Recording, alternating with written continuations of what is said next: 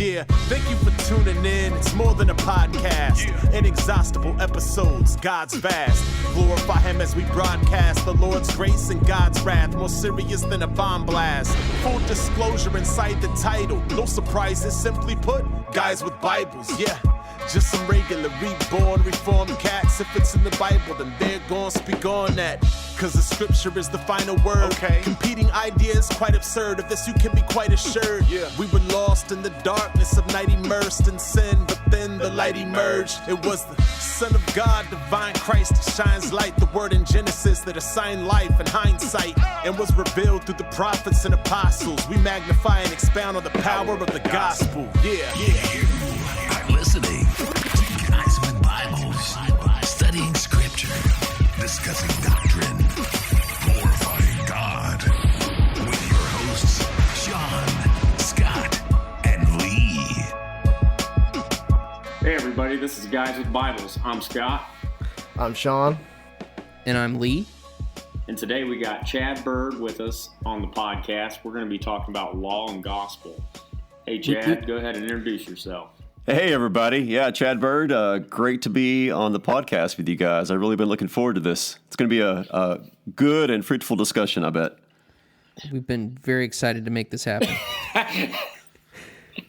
So I think we've said on other podcasts before, I think, is it Chad is tied with our, to be our favorite Lutheran with Chris Roseborough?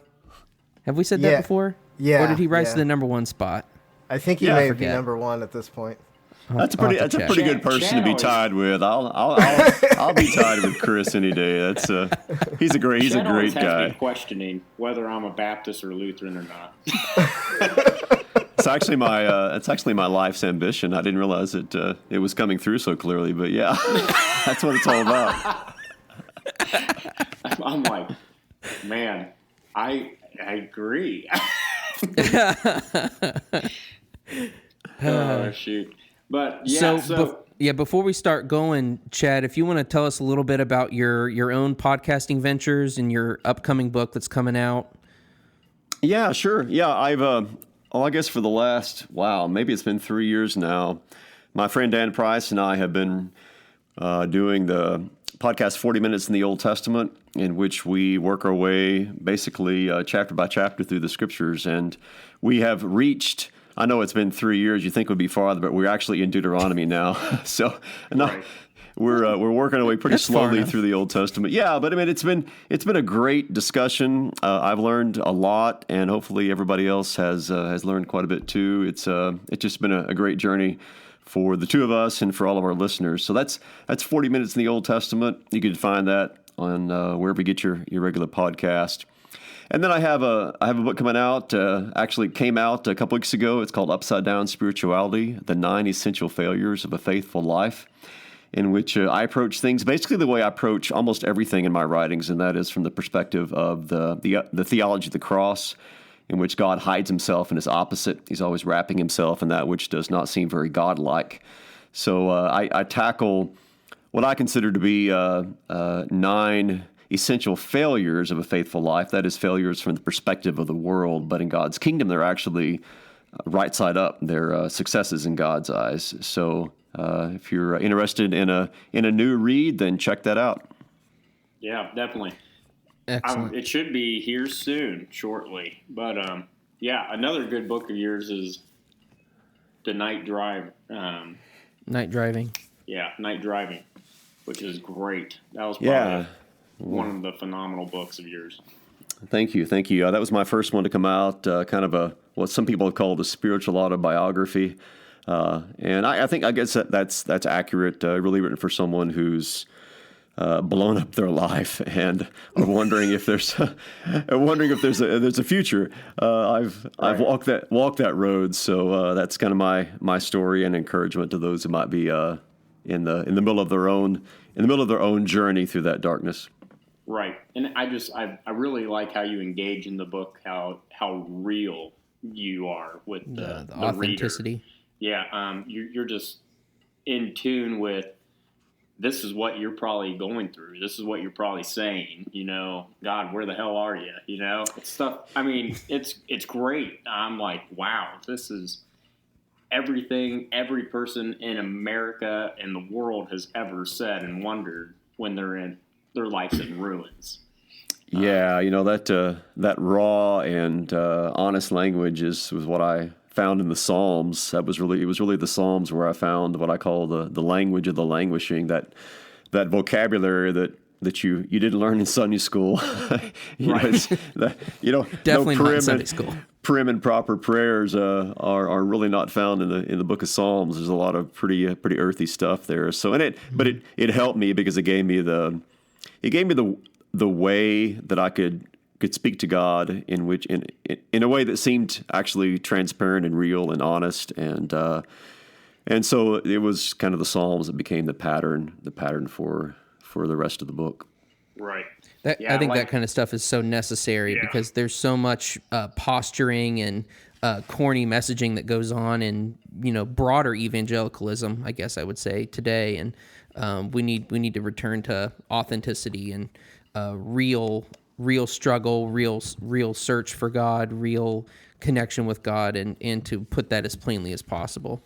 I think that's a good step toward it. Yeah, I think there's a real hunger out there for that transparency, because it's pretty easy for us to kind of pretend our way through life, and that includes our life with God and life in the church. But the truth is that everybody around us is going through something almost all the time. You might have a good day here and there where just everything just seems to fall into place and it's just great, but those times are short-lived. There's always big or small obstacles that come along, and sometimes those really beat you down. So it's helpful to be able to be actually transparent and not feel like you just kind of have to BS yourself through your spiritual life, rather than actually to be honest and say, hey, this is what I'm going through, and where are you, God, and how in the world am I ever going to get out of this? So, right, yeah. So, I really like how that book you focus on Psalms 88, which totally gave me a total different outlook on Psalms 88. Psalm 88 is one of those psalms, like you get to the end, you're like, and. We're okay. All right. So darkness is my closest friend. Amen. Yeah. There's really, there's no light at the end of the Psalm 88 tunnel, at least not really at the end of it itself. I think that is a pretty good summation of what it feels like when your life is falling apart. You're not ready, I don't think, for this gush of hope and light when you're in the midst of that darkness. You just want to be able to give expression to what you're going through, and kind of inch your way toward that light. But the last thing you need is kind of a psalm verse coming along, patting you on the back and say, "Oh, don't worry, it's all going to be okay," because it's not. It might be in the future. But that future it might be months or years to come. And for now, what you really need is just kind of an honest way to give expression to the pain. Right. Yeah. So everybody, go check out Chad Bird. Look for his books on Amazon. You can get them there. He has some great ones out there. Just check out the podcast of 40 Minutes in the Old Testament. Great podcast. We all are steadfast listeners. We've recommended it several times, I think. I got Lee and Scott hooked on it, actually. It's all your fault. Yeah. I've listened from day one, Chad. That's great. Well, at least we know who to blame now, right? Yeah. Yeah, I'm like, who is this Chad Bird guy? I'm like, I like this Chad Bird guy. And we fell down a rabbit hole. Yeah. It's kind of funny. I actually... right before Christ Hold Fast started, I entered a contest on the Twitter feed for Christ Hold Fast, and I won the a T-shirt and a wristband. I was the first person to get the T-shirt for Christ Hold Fast. Oh, is that right? Well, that's pretty cool. I was like, yes. Hey, Chad Bird, just wanted to give a shout out. My dad says, "Tell him I said hey." Oh, well, pass along my hey right back to him. That's great. I think your dad's closer to being a Lutheran than even we are. Dude, I swear he's converted, but he doesn't admit it. Closet Lutheran. Yeah, he listens to you ritually. Like, he goes, "Hey, have you checked this one out?" I'm like, "Yeah, that's." But, well, I think it really is. It's the appeal of that truly evangelical message that was at the heart of what Luther taught. That really attracts a lot of people. Anyone who can really put that out there in a way that's biblically based and understandable is gonna attract people who want to hear more of it, because it's unfortunately it's crazy to say, but unfortunately that message is not heard broadly and consistently and faithfully in the church, even though it's really the message the church has been given to proclaim. Right. So it's an honor for me to be able to podcast about it and speak about it and write about it. It's kind of my one song that I sing over and over. All right. Well, we're glad there's faithful people out there doing that. So yeah, we've got a song to sing tonight. Cool, let's sing it. All right. Law and Gospel. So question 1. Everyone in the church should know the gospel, but what is law? Would you explain to us what law is when we talk about the division of law and gospel? Yeah, so to put it simply to begin with, law is basically anything that God requires of us. So it's not strictly speaking what we would limit to the Ten Commandments, or it's not some just chosen selection of passages here and there in the Old or New Testament. Law is anything by which God is holding us accountable.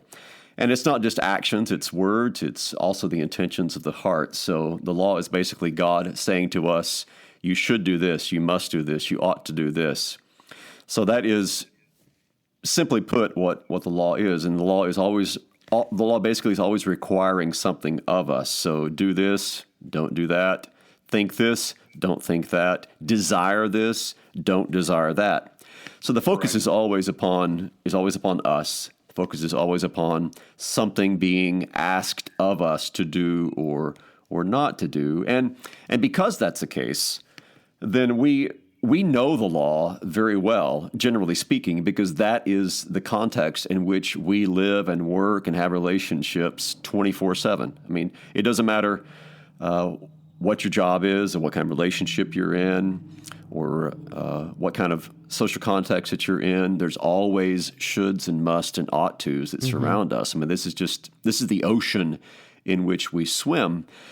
So it's an easy move for an understanding of the various cultural or societal or relationship laws to understanding what the divine law is, because just in the same way as we feel all these pressures around us requiring us to do this or don't do this, so also God has his own very specific commands for us to do and not to do. So that basically is what the law is. Now this is a side question. So when a Christian is approached and by an unbeliever, and they say, "Why don't you live out the law still? Why don't you hold to the law?" Why are you wearing mixed fabrics? Right. Why do you cut the hair at your temples? Now, what should a response for a Christian be to that kind of question? Yeah, people say that to me all the time. They say, "Why are you wearing that?"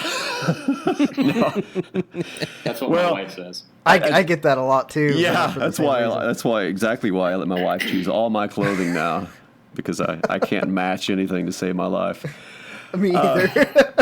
It's funny actually. This particular question came up because I just was responding to an email earlier today that I received from one of the people that follows my website, and she was asking about the tithe. Very strictly speaking, not talking about just offerings, but the 10% tithe, which was commanded to Israel to give. And I get questions also with some frequency about the Sabbath day. And this came up actually not very long ago in our podcast, because we were covering Deuteronomy 5, which of course is where the second recitation of the Ten Commandments is given. And Right. so, I mean, basically, my answer is this: we have to make a distinction with regard to what we're talking about when we talk about the law. So there were laws which were given specifically to the people of Israel under the Old Covenant, and those include Sabbath, the specific services and requirements of Saturday worship, which of course is when Saturday was. And it extends, of course, to every aspect of the Israelites' life, to what, as we mentioned earlier, to what they can wear, to what they can do on the Sabbath day, what they're supposed to do on certain other holy days, what kind of foods they can and cannot eat, various matters related to the body with regard to what would be considered hygiene today, but various kind of ritual statuses of clean and unclean. So there's just every aspect of the Israelites' life was governed by these various laws and regulations under the Old Covenant. But what Christ did when he came is basically he came to fulfill that law for us. And every aspect of the Israelite law, even strictly speaking, the Ten Commandments, as they were given in Exodus 20 and Deuteronomy 5 under the Old Covenant, those specific words of what we call the Ten Commandments in Exodus 20 and Deuteronomy 5, that all belong to the Old Covenant. And so circumcision is no longer required of us. The keeping of the Sabbath on Saturday is no longer required of us. And we can wear whatever we want to wear. We can eat whatever we want to eat. So we have that freedom from the Old Covenant law. Now, of course, as Romans says, God has written the law on our hearts, and there are certain laws which continue to require things of us, and also to accuse us of breaking those laws. So there are laws which are no longer applicable to us because we live under the New Covenant, but there are certainly some aspect of God's law that were expressed in the Old Testament, under the Old Testament law, like you shall not commit adultery, you shall not steal, you shall not murder, which continue to apply not just to us, but to all humanity. Awesome. Would you call that? So we've got the ceremonial laws that are fulfilled by Christ. There's also the kind of theocratic laws about structuring the community, but then you've got that moral law. Is that what a Lutheran would call it as well, like the Ten Commandments and other aspects that apply to us as sort of a moral guide? Yeah, we use that same kind of terminology. I think it's helpful. I mean, there's some areas where there's a little bit of a gray area where it might not fall exactly into one of those particular categories. But yeah, generally speaking, that's the same kind of division that we use. There's the ritual law, or sometimes called the ceremonial law, and also, of course, the theocratic laws, which applied to the kingship of Israel, things of that nature. But then the moral law is that which is expressed in many aspects of Old Testament law, but which continues then to apply to Jews and to Gentiles. It applied in the Old Testament times, just like it continues to apply today. Excellent.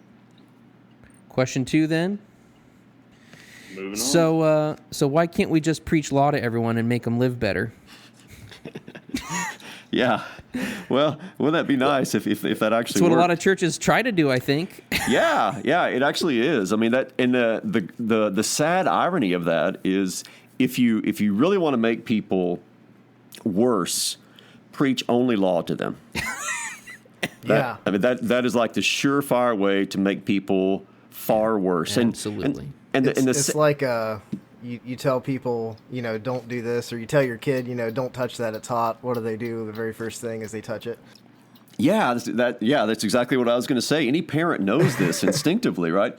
If you don't want your children to do something, then make sure that make sure that they haven't thought about it, because the minute that you say don't do it, that's the very thing that they're going to want to do, right? Yep. This is simple human nature. The more that anytime I see a no smoking sign, I want to smoke there. Even though I don't smoke. I mean, it's just like, especially in front of the sign too. What would it be like if I lit up a cigarette under that sign? There's something, or no trespassing. I want to jump the fence. Yeah. Or the dog riding the skateboard. Yeah. I mean, any kind of prohibition generates within us a desire to break it. So that's the crazy thing about the law. And of course, Paul talks about this all over Romans, that what the law does is sin takes the opportunity afforded by the law to produce in us even greater desires to break it. So people that think that they can actually make people better by preaching the law to them, and that law usually comes in the forms of, like a soft law, like a bunch of principles that they're supposed to keep or something like that. Well, they're not helping those people, because what's going to happen is one of two things. This is what always happens in preaching of the law, preaching of exclusively the law. Either you produce Pharisees who actually have deceived themselves into thinking they're actually keeping the law, or you produce those who are completely in despair because they realize that they can never live up to the law. So you're going to have either people who are despairing or people who are hypocritical, one of the two. But they're both really in the same situation, and that neither one of them are keeping the law. There's either kind of an inward rebellion or an outward rebellion to this law. So the law can never produce that which it requires.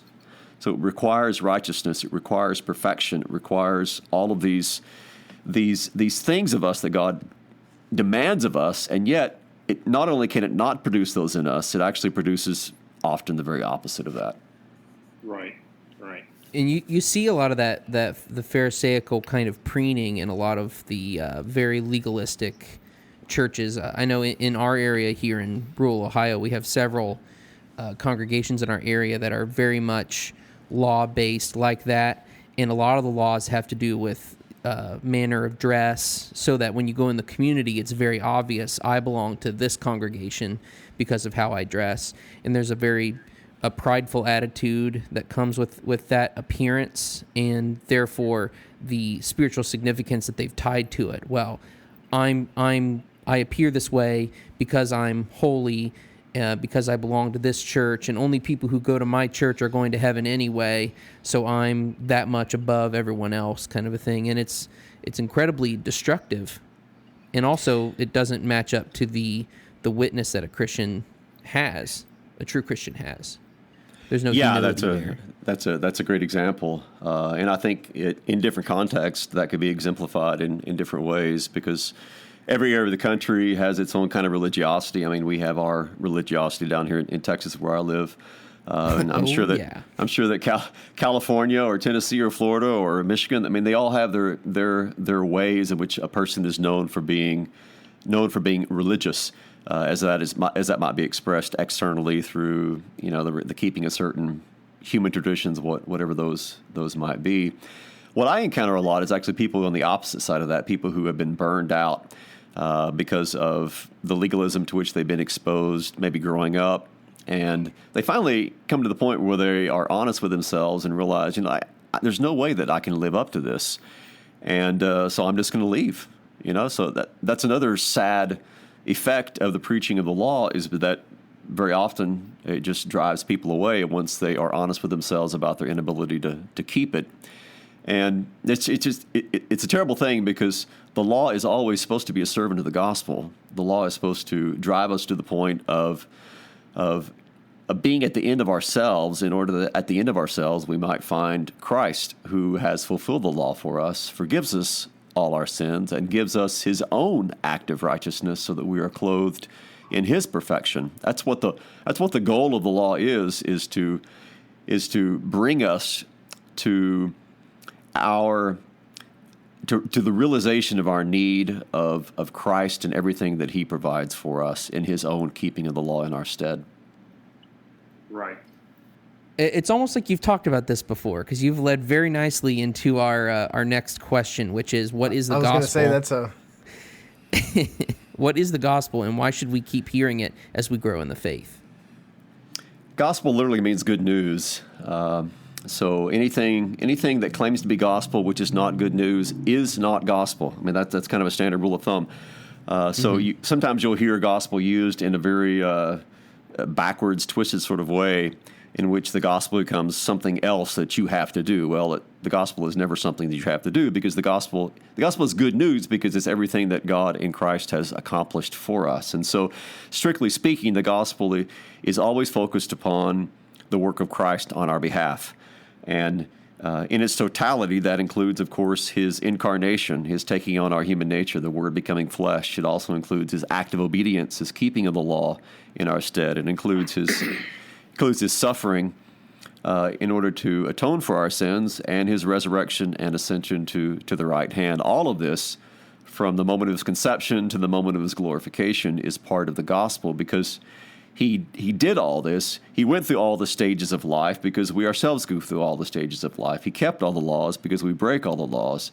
And he suffered even into the point of death, because ultimately that is what the law does for us. That's the wages that the law pays, right? The wages of sin is death. But, of course, it goes on, that gift is the good news. The gift of God is this life and forgiveness and salvation that we have in Christ. And the reason we have to keep on hearing it is because we keep on needing it. There's no kind of magic pill we swallow on the day that we become a Christian, and all of a sudden now we no longer sin, we no longer lust and envy and covet and do things that we really don't want to do. We continue to rebel inwardly and outwardly. So we have to keep hearing that. If you're baptized by the Holy Ghost, you don't ever do those things again, do you? I actually met a guy who claimed I was very young. I think I was probably 18 or so when I met this man. And for some reason, this encounter has always stuck with me. I remember exactly where we were having this conversation. He was some, I don't know, evangelist of some sort who was in town and approached me in a gas station parking lot and started talking with me. And he claimed that he had not sinned, and I forgot, it was like 30 years. I mean, it was some really impressive number of years in which he had somehow remained sinless. So to this day, this is the very impious side of me, but to this day, I wish that I'd have punched him in the nose just to see if if I would have angered him enough to punch me back. And they're like, you blew it. There goes your record. See, those the last 32 years, man. All that but of course, sinless. I wasn't quite thinking quickly enough on my feet that day. But yeah, I mean, there is that idea that circulates in some arenas of Christianity. Maybe it's not that extreme, but there are variations of it where there's this idea that if we try hard enough, we can become less and less sinful until maybe we reach that point toward the end of our lives where we've achieved some sort of spiritual perfection. We finally get that A+ on God's righteous ranking. But the truth is that growth in the Christian life is a growth in awareness of our sinfulness and our inability to do anything about it, and growth in also an awareness of God's grace and love and mercy for us in Christ, which covers our unrighteousness.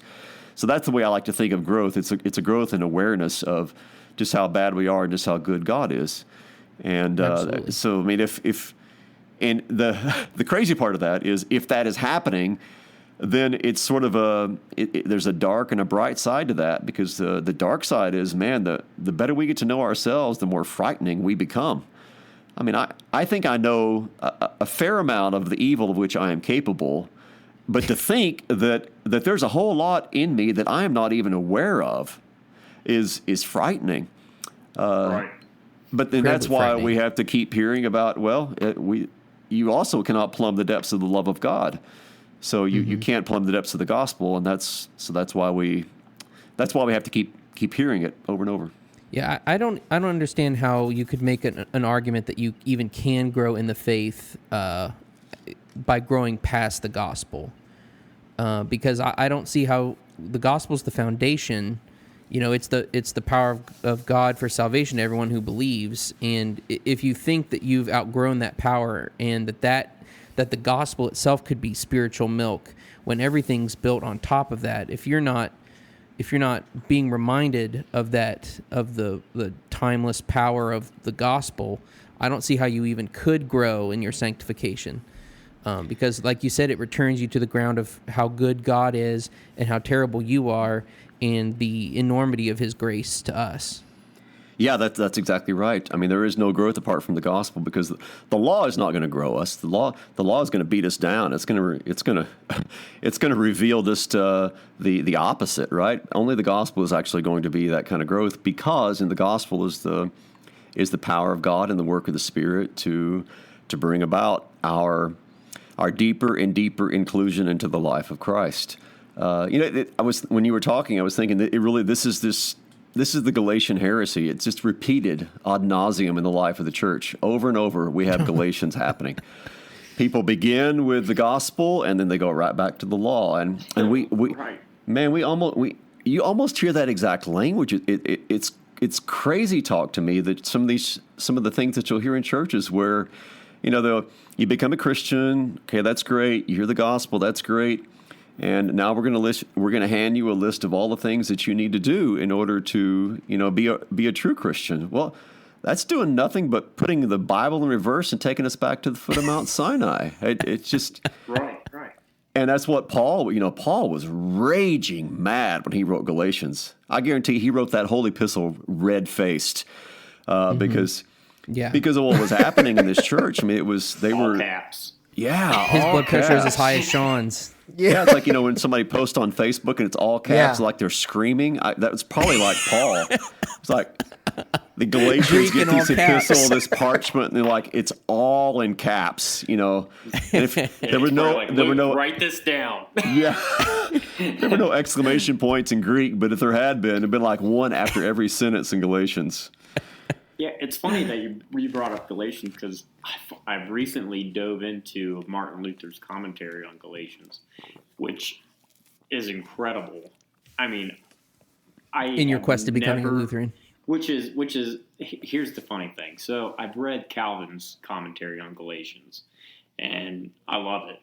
But Luther has this different approach that's more of a.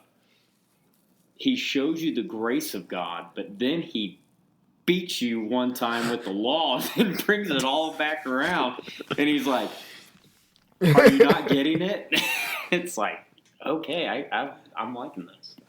Yeah, that's Luther on Galatians is just pure gold. I mean, you can't get better Luther than that. I mean, that's kind of like his Pauline moment, I guess you could say. I mean, if Luther is most Pauline when he is lecturing on Galatians, because I mean that there's no book which sums up the whole purpose of the Reformation more than what Galatians is all about. I mean, that's what Luther was doing, right? The Galatian heresy had permeated the life of the church in Luther's day, and so he is just fighting tooth and nail to bring back the gospel. So it really is. It's his magnum opus. I mean, that is his greatest work in my opinion. So I'm glad you're enjoying it. If I could, I'd put that commentary in the hands of every Christian and say, read this if you really want to know what law and gospel are. This is it. It's really good. I'm shocked. I was like, kind of hesitant. I was like, this can't be as good as what everyone says. Then I'm like, this may be a little off topic, but wasn't there a recently retranslated version of that commentary? I think I saw it on 1517's website. Yeah, 1517 has a version of that, a little bit different translation, and you can check on the 1517 website. I can't remember the name of the translator for the life of me, but yeah, it's there. Came out probably about a year ago, maybe a year and a half ago, something like that. And if you're interested in just kind of getting a little bit of an idea as to what it's like, there's actually been a summary of that written by a friend of mine, R.J. Grunwald, and it's also available. Yeah. Oh, yeah. I have that. Yeah, so. And I have his summary. Yeah, those are helpful too. they're no substitute for reading Luther, but they're kind of like the Cliff Notes, if you will. I mean, it kind of give you a taste of what you're going to be encountering in the full book. And also helpful if, say you want to take a congregation through a study of Galatians, something like that would be a helpful study guide to use. That's really cool. So my one question, now we've questioned this, what made you transition from Baptist? Because I think you grew up Baptist, am I correct? Yeah, I grew up Southern Baptist, yes. Right, and then what caused the transition? No wonder you switched away. Right, which is totally understandable with what's going on now. But what was the transition that caused you to see Lutheran as this is it? Yeah, I think I was either 17 or 18, so I was in my late teens anyway. And I'd been part of my family was a very faithful church going family. We were there all the time, and I'm very thankful for the upbringing that I had with my folks. They just really did a great job of always being faithful at bringing us to Sunday school, to church, to just a lot of ways they were a great blessing to me in that way. But what happened was I got to working with a guy who was a Lutheran, and we lived in a small town, so we knew each other. Everybody knew each other, but I didn't really know anything about the Lutheran Church, so he started pressing me with a lot of theological questions to which I had no answer because I hadn't been catechized. I hadn't been taught. I thought I knew the Bible, but I guess I didn't know it that well. So, he started pushing me, and I wanted to have answers.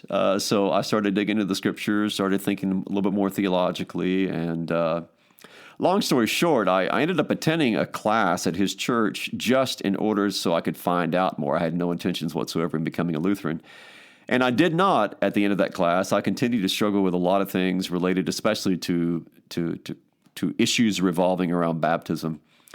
And so I went through about a year and a half, 2 year struggle through various issues. And I finally came to the point to where I just couldn't deny anymore that what the Lutherans were teaching is what I consider to be faithful to the Scriptures.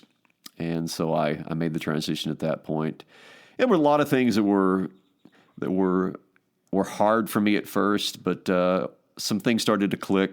Bondage of the will, for instance, clicked for me. And when bondage of the will clicked for me, then infant baptism clicked for me. And when infant baptism clicked for me, that was part also of a biblical understanding in which circumcision served as the predecessor for baptism. So there was a lot of kind of coming together of various pieces, and so anyway, at the end, I decided I'd go ahead and make the switch. Right on. Okay, that clears it up. I was like, I gotta ask. I can't go on anymore without asking. It's a question keeping you up at night. It has bugged me for, I don't know, months. I'm like, I wonder why you made the switch. I'm really interested in hearing why you did the switch. Well, my Baptist preacher at the time now see it. More than hinted that the real reason I wanted to switch was so that I wouldn't feel as guilty drinking beer. Little did he know that at that time, actually, I was a complete teetotaler. I didn't drink beer at all. Wow. So that had absolutely nothing to do with my decision, nor did it have anything to do with a girl, which is, of course, the reason a lot of people change churches. No women were involved in this change. It was entirely theological. So that was it. I mean, I had a lot still to learn, of course, but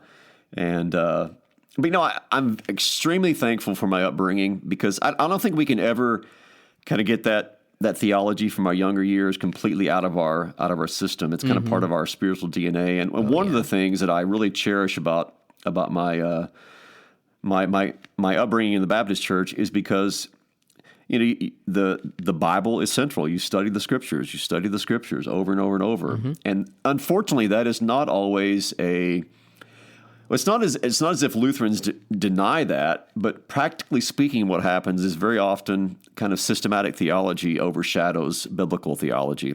And so there's a lot of time spent studying secondary sources. You study the Lutheran Confessions, you study the Lutheran Catechism, you study some kind of systematic textbook. And it's been a lifelong frustration for me because I keep wanting to say, well, why don't we just go back to the original source? Why don't we study the Scriptures instead? And so that's kind of been a drumbeat that I've been pounding away at for quite some time. And I don't know if I made any headway or not, but I'm going to keep pounding away. Maybe somebody will listen to me. Just nail something to a door. That's what Usually I need to do. Yeah. My 95 theses each will read the Bible. That's what all 95 theses will be. That is a good thesis. Yeah. That's an excellent thesis. It's funny how you mention like your upbringing sticks with you because I don't know if you know this, Chad, but I He's was a dirty raised Roman Baptist. Catholic. Oh, okay. And, yeah, I got you. And once I got to be about 20, 21, I decided, what the church was teaching was not in line with the scriptures, and made my exit. And for a while, I didn't go to church, and I ended up just kind of jumping in the Lutheran church here locally because I was most comfortable with it because it was most similar Right. to what I was used to. And I hung around for a while, but then I met Scott, and after we had talked for a while, he basically called me a closet Calvinist. I really did. So I finally figured out, where I stood and everything. So it's nice to be where I'm at, but I still, that Roman Catholic upbringing still sticks with me a lot. So I totally understand. Yeah. I mean, what you're saying there. the good and the bad, right? There's a lot of Yeah. good that can be there, but also there's a lot of bad, and even things like my wife was raised Church of Christ. I don't know if you have many of those there in Ohio, but pretty popular in the South. Yeah, we got a few. But one of the ways that we know that upbringing stuck with us, because and her family went to church every Sunday too, is because we know the songs that we grew up on. So one of us can we'll think of a song or we'll hear it somewhere, and she'll say, "Well, did you guys sing this?" Or I'll think of one. I said, "Well, did y'all sing this?" And bam! I mean, we might not have heard or sung that hymn in 25, 30 years, but we can begin to sing it every single word because it was just part of our upbringing. Hymns are really powerful for that. Yeah, I mean, music that sticks to your bones, so you don't get rid of that. And so, at least some of the music, I'm glad I can remember. Some I wish I could forget, but that goes with the territory, I suppose. Sometimes that's the best way that you learn theology, especially as a kid.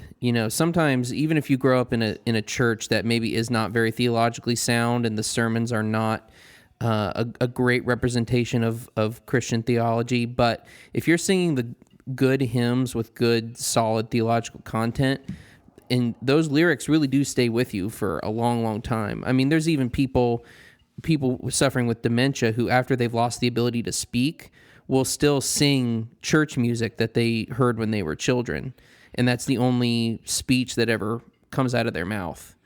And it's pretty impressive, the power of music, that the grace that God can impart through music like that.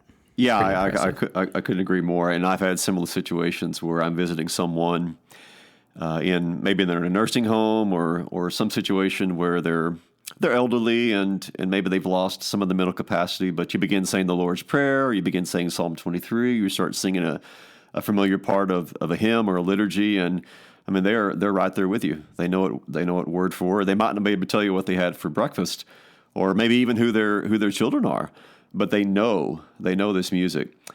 So yeah, there's a Lutheran hymn writer named Martin Franzmann who wrote a little book in which a little book of sermons, and one of them is about hymns, and he has this great just a great simple quote in there in which he says, "Theology must sing."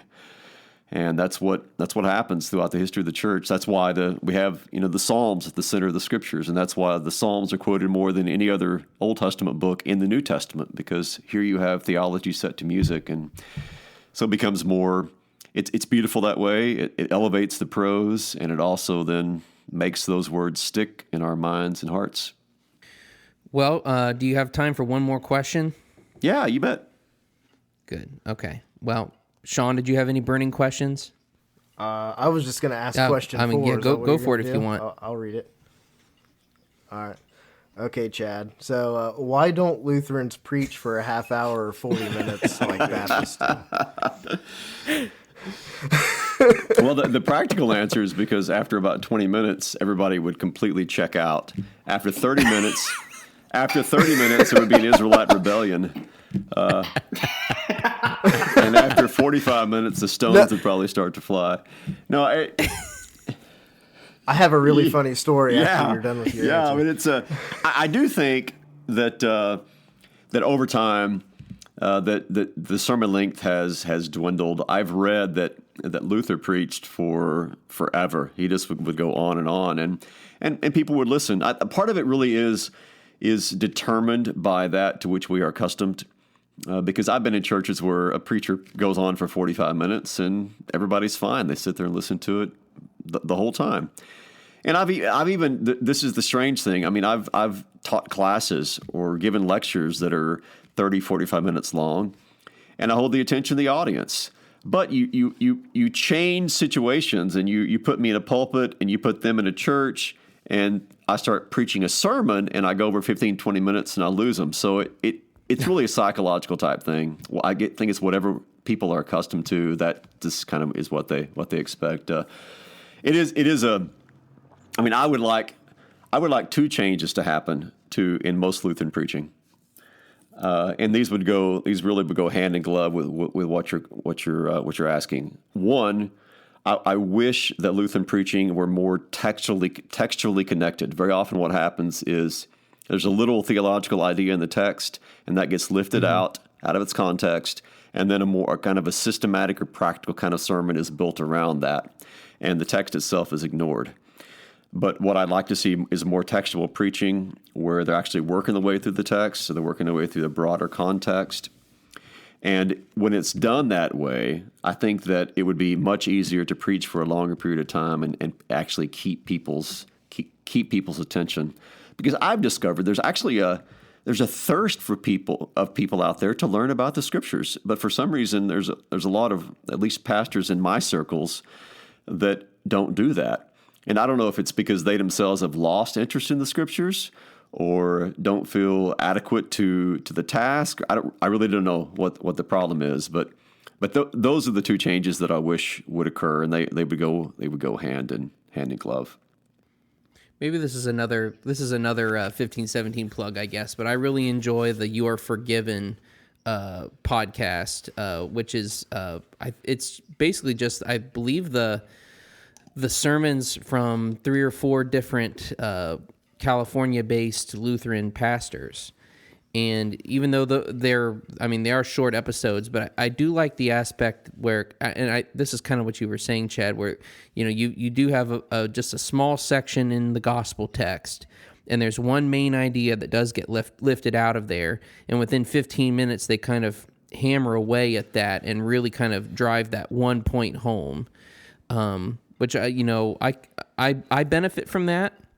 But then I also sit under preaching at my own church on Sunday that is the 45-minute textual-based, context-laden sermon. So, you kind of get the best of both worlds, I guess, in that way. If you're fortunate enough to have that.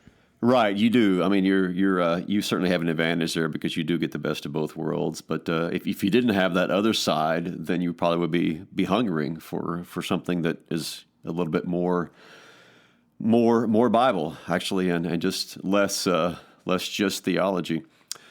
I know at least one of the guys who is part of the You're Forgiven radio network, Ed Killian, who is he was a former student of mine. I always like his. Yeah, he's a great guy, a great friend, great proclaimer, and I'm glad that he's had a number of situations where people have heard him on the radio and called him and asked him for some help because wow. The weird thing is that it seems weird, but actually it makes sense. They design when these play on the radio in California, they're playing in the middle of the night about the time the bars close, and so a lot of people hear these. When if you're staying out till the bar closes, there's probably some issues in your life. I mean, I'm just going to throw that out there. You got problems. You probably I thought that's normal. Yeah. You probably have some. I probably have some issues. I don't want to paint with too broad a brush here, but yeah. I've these guys or gals, I guess maybe in some cases, they're hearing these messages, and this hope just smacks them right in the face, and they're like, wow, I didn't think there was any way that I could be forgiven. because I've done, A through Z, and there's no way that God gives a rip about me. And all of a sudden they're hearing the gospel, this four units of the gospel proclaimed to them, and it blows them away. And so they want to talk to the preacher. So it's been a real incredible gift for that message to get out there through the podcast as well as through the airwaves out in California. Right on. Awesome. All right, guys.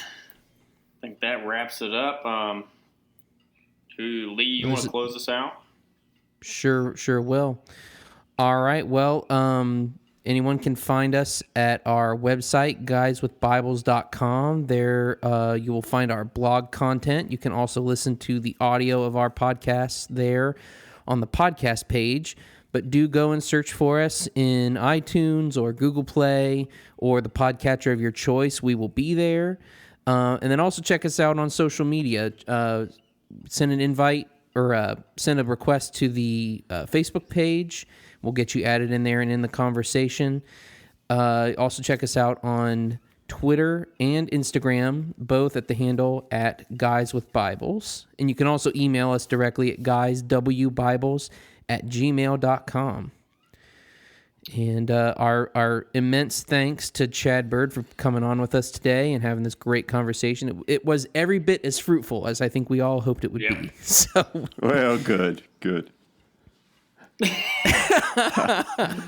I appreciate you guys. I really love the work that you're doing, and really was looking forward to this. And I think it was fruitful too. Really enjoyed it, and look forward to interacting more with you guys in the future. I just sat here in awe. We're very thankful for your encouragement. That's been a big help to us along the way, and hopefully we'll do this again sometime. This will be really fun. For sure. I'd love to. Chad, do you have any shout outs you want to do? You want to represent your podcast or? 40 Minutes in the Old Testament. It's a podcast. If you like that, it is kind of what I was talking about in our discussion. We're talking Bible. We're talking theology based upon the Scriptures, and we really don't skip anything. We've worked our way all the way from Genesis 1:1 through Deuteronomy 6, I think is where we're at now. So check that out. If you like that, you might want to also check out 30 Minutes in the New Testament. I'm not on that program, but my partner in crime in 40 Minutes in the Old Testament, Dan Price, he and his friend Eric Sorensen, they're in 30 Minutes in the New Testament, so you can kind of bounce back and forth between the Testaments. And then if you're looking for articles, looking for videos, anything like that, you can find those on my website at chadbird.com, and I'm on social media too, so look me up there and we can get connected. Awesome. We're Guys with Bibles, and we're out.